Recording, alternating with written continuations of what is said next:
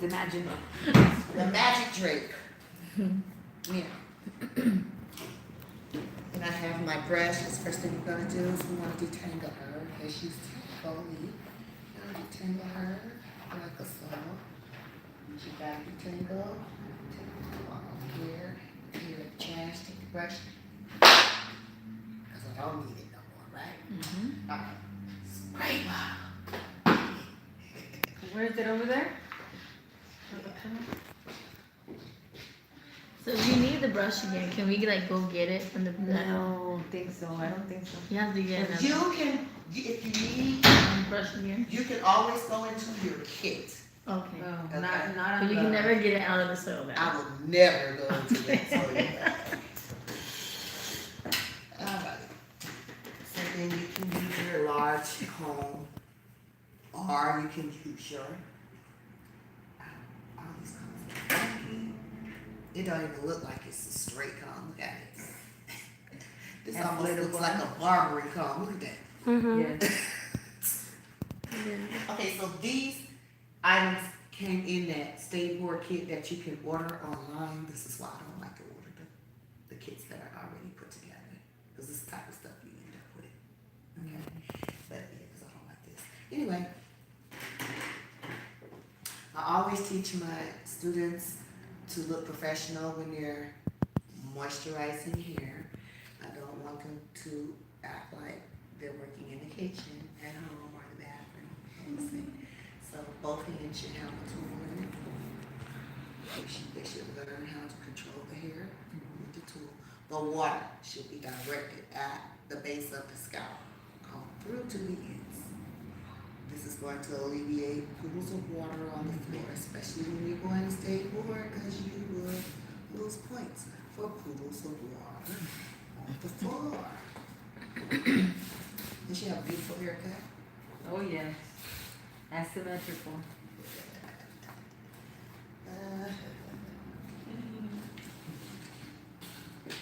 Look at. Oh my God, beautiful. Huh? Your haircut. My unfinished haircut. I think somebody cut it again after me, which is common. I mean, because I teach on Mondays, and then I think she might have cut it again on Tuesdays as a demo for her class. Just recut the same, a little bit more, just maybe a little shorter, but still didn't finish it. Get them started, send them on their way. I don't want my finish to come out nicer than they finish, so I don't finish. That's what I tell them. Okay, that's a good trick.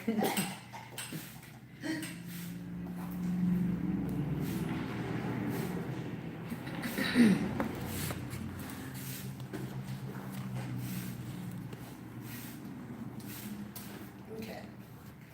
So we don't need her to be drippy wet. We just need her to be moist and controllable, because wet hair you can control, dry hair wants to control itself. So now that I've got her nice and moist, I am just going to go directly to the crown, where the crown would sit on the back of her head, where the crown would absolutely sit on the back of her head, right about there. And I am going to begin my section right there. So where I'm going to start, I'm going to 86 this comb because it's a little, right there, just like that. Hair goes into the trash. Grab another comb.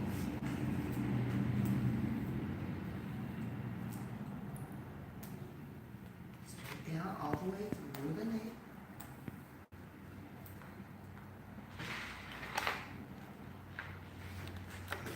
Through the neck.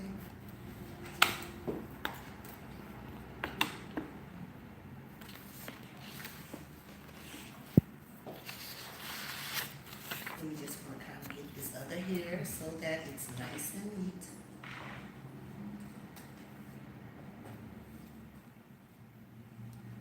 And secure it out the way.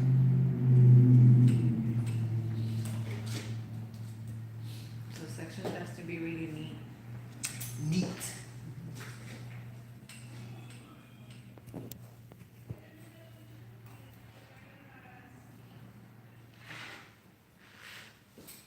many sections again for a chemical It wave? doesn't have to be exact, it's just easier Oh, okay. this way. Because if I go ahead and get my section that I'm working with, then I just want everything else around it to be neat. Okay, so it doesn't have to be that 9 part. No, no 9 sections. No 9 sections. And I would say 2 sections, but students don't always make the best neatness on 2 sections. They could just part that and do 2 sections around it. I prefer at least 3 sections. Okay. As an educator, you know, they can stay where they can do whatever they want to do. But in the classroom, I want to see it as neat as possible. So you're gonna have at least 4 sections. 1 section to wrap, right? All right. When I dumped all my stuff, I didn't dump my phone lines. Sorry. Say that even in here. Grab this whole jar.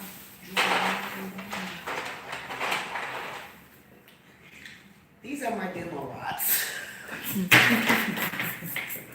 Okay? That's not them really though. But really what I use, I think I got some, yeah. I think it's this one. I don't use anything smaller than a purple rod.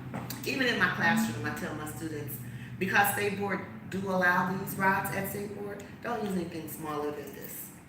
Okay, because the bigger the rod, the fewer the rods you're gonna have to put in, the less amount of subsections you're gonna need to take, thereby shaving off a few minutes of time for the person that's struggling. Okay? So they don't want to use anything small. And that's another reason why you need to have at least 7 inches of hair, because you need at least 2.5 revolutions to create a curl. They have revolutions? Round and around we go. Revolutions. And the minimum is 2.5. 2.5. 2.5 revoluciones. Nosotros le damos decimos vueltas. Vueltas. Ajá. 1, 2.5. Okay. Okay. 2.5. So then we're also teaching the section. If you need to adjust it, you'll have to adjust it. Should be Thick as a what? as thick as a rock. No, the rod, I said. Well, the width of it, the length of the section Uh-huh.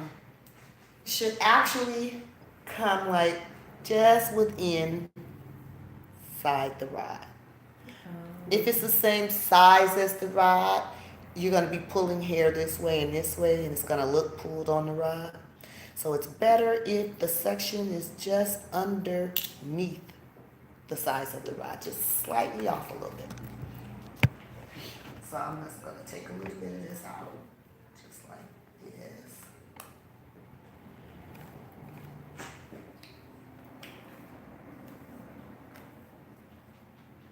And that would do it for me.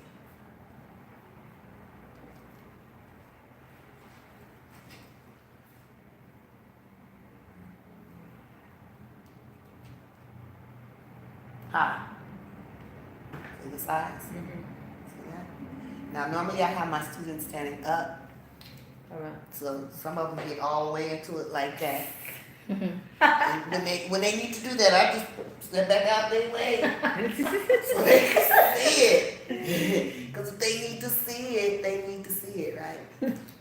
Okay, so I don't need this comb anymore. I'm going to remove the hair, drop the hair in there, and I'm going to drop the comb down.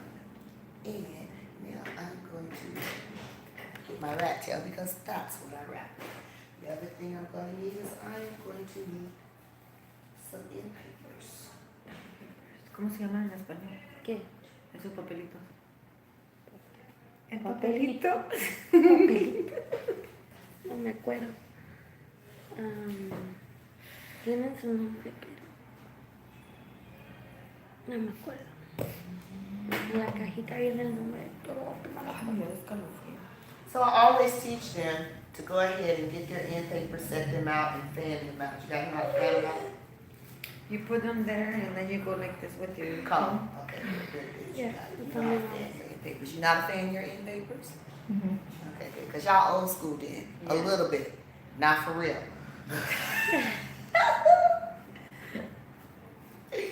Y'all just a little bit old school. Okay, so yeah, you fan the end papers, and it's probably done best on a towel. But that's what you do.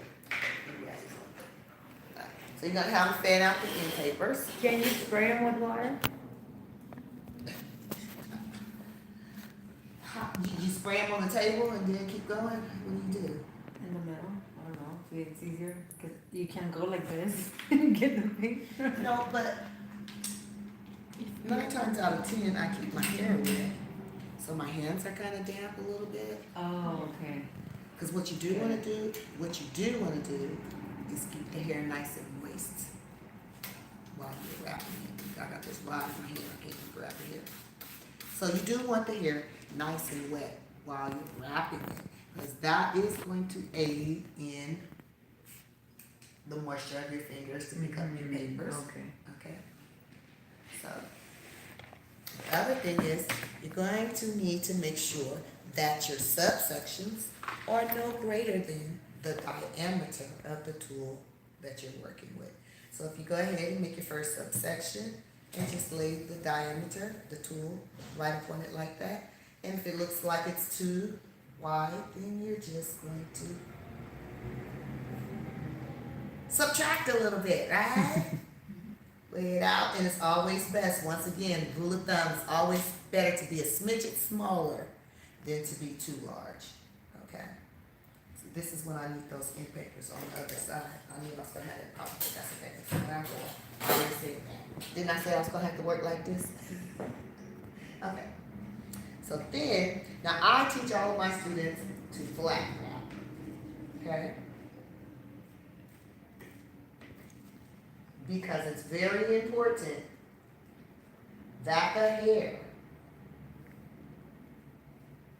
stays flat all the way across the end papers. Right? Then you're going to put the end papers together, give them a little tug, just so they pass the ends of the hair. So when I begin my wrap, that I'm actually wrapping paper before the hair actually catches up. But what's most important is that you notice this hair is going straight up. It's not being pinched in or pinched together. And I'm rolling straight down right onto that base. So I'm over-directing when I wrap, okay? Then my band is going to sit right on top of the rod, just like that. We want the bands to be visible so that the examiner can see the bands from across the room. You don't want to wrap it too tight. Now this one I'm going to wrap, I'm going to show you an example of what we don't want. So this is a do not. I do not want my students, it's hard for me to do it too, wrapping like this. You see what I did? I brought all of that hair over to one corner of the end paper. The one thing that I did do was pass the ends of the hair with the end paper. The end paper must extend beyond the ends of the hair before you begin to wrap. This is going to ensue that you don't get any fissures. Once again, that band just goes right across the top of my rod. Now you see how loose my rods are? Perfect! The thing is, what you need to remember is that the hair will swell when the permanent or the chemical wetting solution is applied. So in wrapping the hair, you have to make room for the swell. If you do not make room for the swell, what then happens is you will end up with creases in the perm down at the base. Where the hair swells, if it's wrapped too tight, it will perm with a crease. Where it creases, it's going to break. It may not break that day, it may not break that week, but by the time they come back to get another perm, it's broken. Okay, creases break it. Now I also flat single wrap, but I teach my students to double flat wrap, okay? So in single wrapping, it's the same thing. The paper is passing the ends of the hair. And you are wrapping right down that hair. Now, if that happens, then you have to start all over again. But it's the same in paper.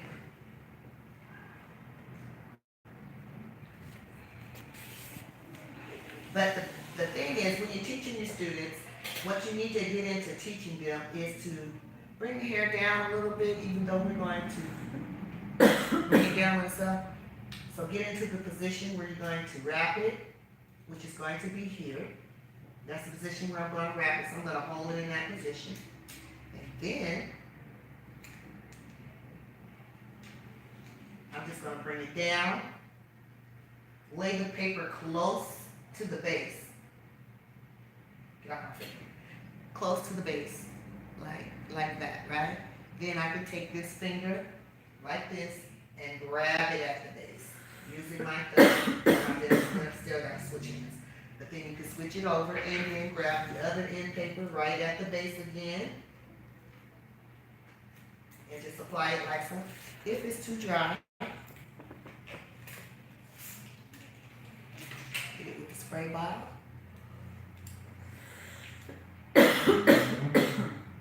Give it a nice little pull straight up.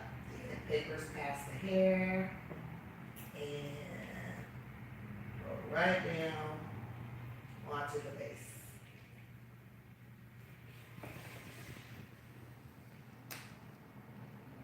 Oh, and it broke.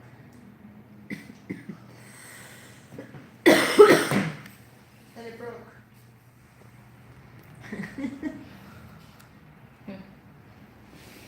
So how many rounds do we need to do as Stateboard? Okay, so I always tell them to bring 2 dozen. That's 2 packs. No, for class, they have to wrap a whole head, so they need 6 dozen. So they need 6-pack rods plus a short stack. Okay. But for the State Board permanent wrap, usually doesn't take more than a dozen if they're using different rods. But just in case, I always tell them 2 dozen. They need 2 packs. Okay, because this what happens, they break, get lost, fall on the floor. They might start off with 2 dozen, but they might end up with a dozen. Okay. Yeah. So anyway, the goal is to wrap this entire section, right? So once they wrap the entire section wrapped, remember this is my demo, I never do the entire anything in my demo. I might get halfway through, because I'm going to show them several different types of ways to use the end papers. You show them the single wrap, you show them the double flat wrap, you show them the bookend wrap, right? All of it's in the book. All of it's in my lady's book. My preference is the double flat. Takes them a little bit longer. It requires a little bit more technique, but I like to put that challenge to them to learn that. It's more protective of the ends of the hair when you do apply that permanent wave solution, which is what the end papers are created for, is to protect those ends.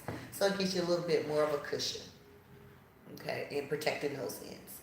So I prefer the double flat wrap. That's me, but you be you. Because if you can't double flat wrap like me or as well as me, teach them bookend. Okay. So I'm gonna teach them then. That's where but I always just strive for the top. So here's the thing. State board standards are here. Your standards are here. If state board standards are here and your standards are here, 9 times out of 10, they never reach my standards, but I want them to be above state boards. So that way I know when they go to the board, I'm not worried. By the time they get to that class and they start spazzing, oh my God, Miss T, I go to state board next week. Oh, I'm so worried. I don't know. Whatever. This is how I am. With some students, that time I'm like, whatever. Don't worry me, don't bother me, I'm not stressing out with you. Because I'm confident within myself that she's confident to pass state board. I'm confident. When you see me act like that, you know I'm just confident in myself. I'm just being confident in myself. But there are some students where I'm like, you know what, I want you to go online and I want you to do this and I want you to do that and I want you, and I'm gonna need for you to do this. I do have those students too, Shereen. You didn't get to see that part of me. I do have those students. So Remember, for those students, what you have to do for those students is you have to push them to that PSI number. I don't know if it's in our NIC. Did we ever look for that? For the what? The PSI number. No. It's not in here. It's not in ours. I'm gonna take it off. Gladys. Es en la cuenta de YouTube. Ah. Nomás mis estudiantes lo pueden ver. Ah, Yo bueno. le pico a quien yo le mando el link, es de quien lo puede ver. Yo pensé que era en Facebook, dije, No. lo van a ver. No, es que ya mi teléfono no tiene memoria. Ya se acabó.